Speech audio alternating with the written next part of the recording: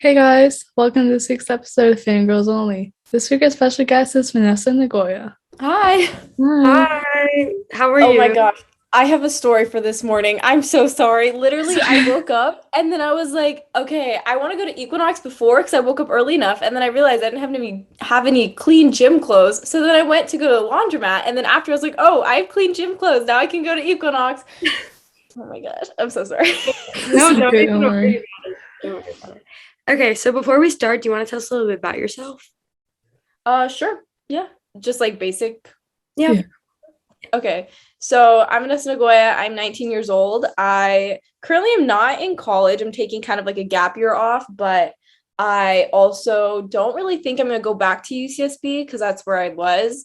I think if I go back to college, I'd go somewhere online or somewhere in the city. And I currently just make full-time YouTube videos. Pretty much, I started when I was 16 years old, and now I do a lot more, I feel like vlogs and a lot more things about mental health and just like my real life in general. Awesome. Okay. So we'll just get started with the questions now. So how has moving to New York changed or impacted your life? Has there been any big changes? Yeah, I feel like on TikTok and everything, Instagram, you see New York City, it's very romanticized. You have Soho, you have all these areas, but I feel like what a lot of people don't realize is there's a difference between living here and visiting. So I knew that it was not going to solve all my problems just by moving over here because that's just totally unrealistic. But I think it did give me the motivation to also just get out every single day. And I feel like here I get to choose my environment a lot more. I think in college, I just wanted to be surrounded by anybody I could be surrounded by at all. Like it didn't matter if I like them, if I like their impact on me, but here I get to really choose.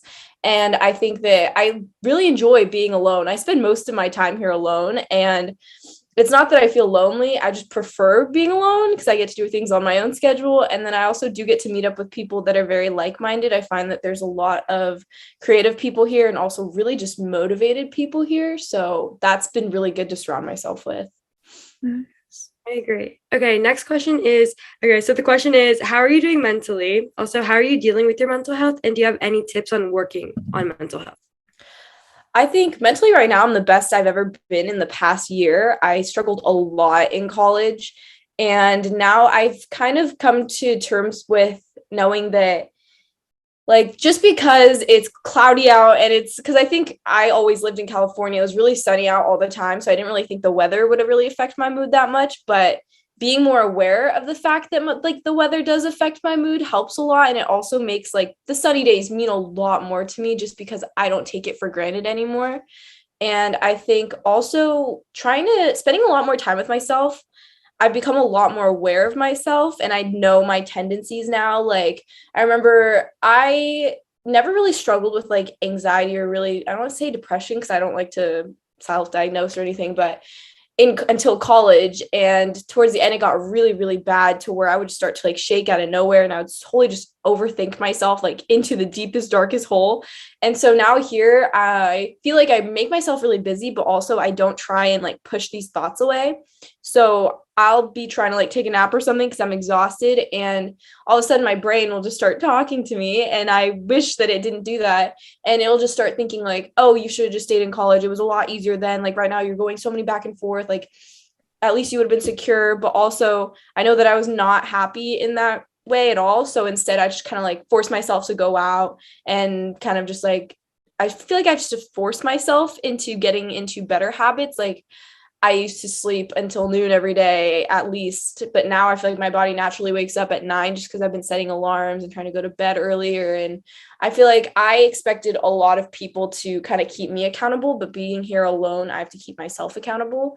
And it's been really nice. So definitely think that's my mental health has been the best it's ever been here. And I think that if someone's really struggling with mental health, I know it's not easy. And I just made like an entire video really on how I kind of improved my mental health over time, and it's been really forcing myself and pushing myself but also being easy on myself because I know like there's a fine line between pushing yourself way too hard to the point where it's like unhealthy and you're just ruining yourself versus pushing yourself to go out and maybe see a friend, because I know that there was a certain time where I said that I like to be alone, but in reality, I just really wanted to isolate myself because I didn't want to be around other people. I didn't want to talk to other people. But I find that human connection is so important. And even opening up for me to my friends about stuff that I've dealt with or I'm still dealing with has been really helpful, because they will also like check in on me, and they know that just living in New York doesn't mean that your entire life is like beautiful and easy and everything. Yeah. And I feel like that's been really helpful for me, just talking a lot to my friends, and also going back to therapy. I know that sometimes therapy has like a bad stigma and everything, but honestly, I think therapy has helped me a lot realize like the root of my issues and why I'm blaming it on certain things. Right. Okay. So, do you think your younger self would be proud of where you're at and your oh my god. Do you think your younger self would be proud of where you're at in life right now? I think she'd be very proud, but she'd also be a little bit confused almost, because I think she'd be very proud in certain aspects, like the fact that, I finally did something for myself and I started a YouTube channel when I was 16, because I know that's something I always wanted to do. And I stopped caring really about what other people thought of me. And I think that my younger self will also be happy that I'm choosing recovery and I'm not seeing food as the enemy anymore. And I'm really just in a much better, healthier state. And I think college me would be very happy that I finally chose myself and took a risk. Because I think that throughout college, I always doubted myself in just academics in general or my social life or anything. But it's kind of like putting all that behind me and really trusting myself and trusting what I'm doing. So I think she'd be very happy with that. I do think that like 12-year-old me would be confused. Like, you're not at college? What? You always wanted to go to college. You wanted to have the dorm experience. I think she'd be confused, but I think she'd be happy for me too. Good. Okay, next question is, do you have any advice or tips about moving out alone and moving far away from home? Yes, 100%. Oh my gosh. So when I first moved out alone, I was 17 and I moved into a house with two other YouTubers, Melanie Locke and Ashley Wicca. And I think that was a really first good way to move out, because I think moving out alone at first is really tough, especially if you're alone. But kind of like having these other two people who are also very responsible and also knew how to kind of take care of the house, because obviously your mom's not there, your dad's not there. And right. It's you have a lot of responsibility. There's a lot of things that I didn't know that you had to take care of. So it's really nice to have roommates at first. But now that I'm kind of like moving out on my own, I think it's good that over time I've, had roommates, just so I've been very able to keep myself accountable for things like doing the dishes or cleaning up after myself. And it's not really in the way it's just because like, oh, I have to, because I want to be a good roommate. It's just in the way that I learned I cannot live in a situation of filth, like in a kitchen or something. Even at home, I used to be so bad when I lived with my family. Like, I would expect my mom to do my dishes for me. But then once I moved out, I started cleaning the kitchen every morning. It was kind of therapeutic. So I think kind of ease into it, maybe. Like, moving out alone at first is really, really hard. But also when you do have that support around you, it's really nice. And I would say also make sure that, you wherever you're moving out to, you do have people that you can go to, because it can get lonely. And so in times that you do feel alone, at least you can call up your friend or like text your friend, say, hey, you want to meet up and get coffee or something, just because it is hard starting over in an area where you don't know anyone. I agree. So how long does it usually take you to film and like edit YouTube videos? Honestly, that one depends. I feel like some certain videos, like clothing hauls or something, clothing hauls take like half an hour maybe to film. And then I would say like 6 to 8 hours to edit. And then on top of that, like the uploading thumbnail process would be like 1 to 2 hours. But certain videos where I think I put certain videos where I think I put a lot more of like, oh my gosh. my friend's texting me. I don't know how to turn this off. Why is it still? I'm just gonna wait until she's done texting me. Okay. I think there's a way you can put you're a MacBook, right? Yeah. I think you can put it on Do Not Disturb if you go to the top. Oh. Where's that? I think it's like a moon on top.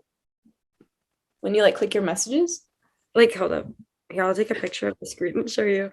Because on mine, there's like just a moon on top of the screen, and then Oh wait, is it just hide alerts? I'm just gonna click hide alerts. yeah. Okay. What was I talking about again? Oh my gosh, filming. Okay. And so with certain videos where I feel like it has a lot more of my heart in it and I spend a lot more time, like for example, I know when I did my eating disorder recovery video, that was like I filmed clips over time. So that had a lot of footage. And then on top of that, finding B-roll, and on top of that, scripting everything out. That video took over 24 hours, I would say, easily. And then like Omegle videos I used to do, finding good ones where it's not just creepy men. I think that video always took me over 24 hours to like film and edit completely. But I'd say now on average with like my more recent videos, which is like vlogs and challenges and stuff like that, I would say it's about 3 hours worth of footage. And then on top of that, it goes into like 20 plus hours editing, just because right now I'm trying to like really spend some more time into making it perfect. And then on top of that, perfect thumbnail. So I'd say another like 1 to 2 hours. Okay, next question is, what's the biggest challenges of social media and how have you overcome them?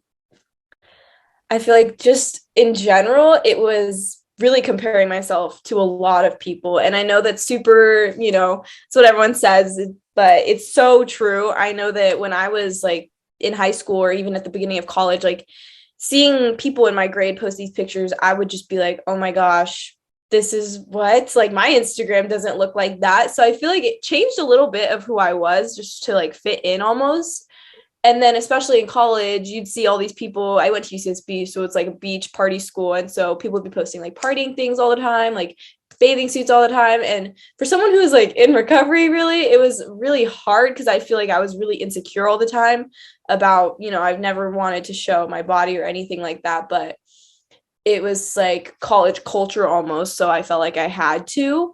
And I think I feel like in some ways, social media is really good. A lot of people do use social media for positive, which is what I try to surround my feed with, especially like there's a lot of good people on TikTok, even because I mean, TikTok is like you control everything. It's your For You page. You can choose what you want and don't want to see. And there are times where it's so toxic because it's so easy to get drawn into things. Once you watch one video, they think that you want to watch more. And so then you just keep scrolling and it's addicting.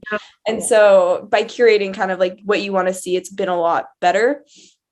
I would say the best way to control what you intake from social media is just by simply doing that. Like, I know a friend who in high school was really insecure. And so she unfollowed everybody that made her ever feel insecure. And so that helped her a lot. And I mean, it's social media. Like if someone finds it offending, like if someone's offended that you unfollowed them, so that's not your problem. Literally, yeah. Okay. So, do you have any advice or tips for anyone who wants to be? Oh my gosh. Do you have any advice or tips for anyone who wants to be an influencer or a YouTuber or in the content creation industry? Definitely. I know when I started, people would always tell me like, oh, it's way too late to really become a YouTuber just because, there's all these Nikki and Gabby, there's like Remy, like YouTube, the community was kind of already established when I started. But I think that if you have a passion for something, the worst that could happen is that, it doesn't go the way that you want. But if it's something that you really, really love doing, I don't think there's a way that you can fail at it, really. I know that even when I started, I was worried like, oh, I don't have a good camera. But I started off using my mom's iPhone 8 because I had like an iPhone 6 and hers was better quality. So I started using that. And just to see if I really, really enjoyed making videos, because I always kind of grew up, I had a channel with my middle school best friend or elementary school best friend from third grade, and we'd make videos together. And then we deleted them because I was scared that people would find it. And then sophomore year again, I filmed like a clothing haul, and then I deleted it again because I was scared that someone from my school would somehow find a video with like 30 views on it. And then because people managed to find everything. Okay. And then I know that when I finally decided junior year, oh, I'm just going to do something for myself, just because I was so tired of living my life for other people, that I wanted to create something that would exist outside of high school and something that I could look back on and say, like, I did this, because grades, like, a lot of friendships are all temporary. And so I wanted to make something that exists that was concrete for me and would matter. And so junior year, I used my mom's phone, and then I really started making videos, really loved it. So the camera was still too expensive because I was working a part-time job at like a poke shop. And so, I cannot afford a really nice camera. So I went on Mercari, I think, bought a used Sony A500, I think. And I used that for a really good amount of time, I think, up until I broke it somehow. But I was already like really deep into making YouTube videos that at that point I could afford a new one, especially saving up for my job and stuff. Right. And so you don't need nice equipment. You don't really need, the nicest camera, the nicest editing software. You just need to have a passion. And I think that people can tell also when you're not genuine. I feel like there's a lot of people who start social media just with the intention of becoming famous, which, I mean, I don't really care. Like, you can do whatever you want, but I think that people will really gravitate towards something that they see that you have a passion for and you're way more genuine about versus someone that's like, oh, kind of doing it for views or something like that. Right. Okay, next question is, what's one goal for your career that you want to accomplish in the next year? Okay, so I kind of tease this a little bit, but I do really, really want to start a podcast. I've been working on it just kind of under like behind the scenes a little bit, but I really want to start going with that. And also I feel like just kind of upping my channel. I really want this nice camera that is so nice but so expensive, but I want to get it at one point and kind of try new things too, just because I feel like I've had a common theme throughout my channel. So I feel like kind of expanding a little bit more, just because I don't really have goals when it comes to numbers. Just I've never really cared too much about that. So yeah. Okay, so has there been any crazy opportunities that being a YouTuber has given you? I would say my life changed because I started YouTube. I don't think that I would have half the friends that I do now. I think the online community that I found myself in, and I'm so grateful to be in this community, has been amazing. And I think that we're all very like-minded. So we all really just like, are creative and we want to help each other out, but we're also very like go, go, go type people. And so I think by surrounding myself with people that also kind of like get it, because I know like a lot of my college friends didn't really get it, a lot of my high school friends didn't really get it unless they were my best friend and they knew that I would just whip out a vlog camera out of nowhere. But I also think that I've made some really cool like experiences. Just I know I was at Playlist Live, that one was incredible. I loved being there. And I mean, I would never have met Ashley or Melanie if it wasn't for YouTube. I would have never lived with them and had that great experience. And even now, I feel like in New York, just moving here, I would not be in New York City. I would be probably still in college, just hoping that I would find my way then in the end and be happy. But because of YouTube, I'm able to kind of be here and do things like this. And also what's really nice about it is like my parents have not had to be like, have not had to worry about me financially, which was helpful because I think since I started generating my own income, I kind of took that off of their plate because growing up, we were very fortunate. We I lived in Orange County. You can't say that you're like, I was pretty fortunate to live there, but also it's not like I had so much extra money to spend on things like new clothes all the time or, going to movies with my friends. My parents would never let me really do that. I don't know what that sound is. It does this all the time and I have no clue okay, now it's off. Maybe it'll start again. I don't know. And then, so I think, oh my gosh, my parents though are like really grateful for that. And so I'm very glad that YouTube has allowed me to do that for them because all I've ever wanted to do is give back to my parents for everything that they have given me. That's so good. Okay, next question, and this is the last question. It is, what makes you feel the most accomplished, and what would you say your ideal definition of success is?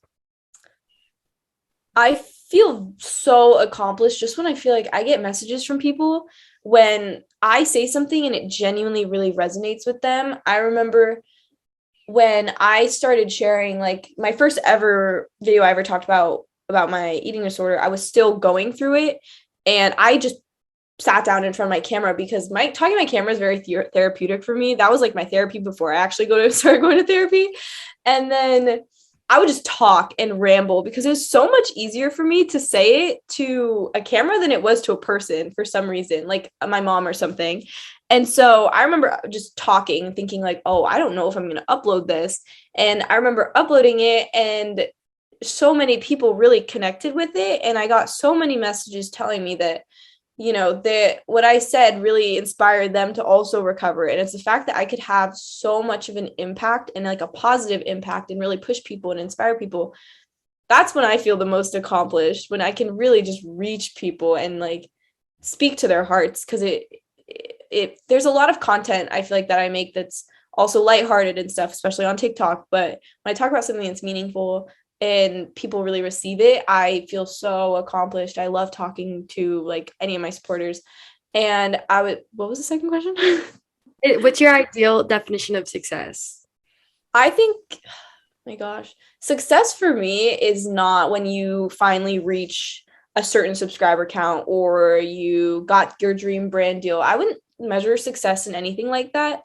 For me, I would really measure success just in like, I'm not sure how to really put it into words, but it's very personal. It's kind of like I'm very content with what I'm doing. I'm getting good feedback as well, because obviously if I wasn't, then I guess it'd be considered failure, but I'm still connecting with people. I'm still doing what I love and people are still supporting me.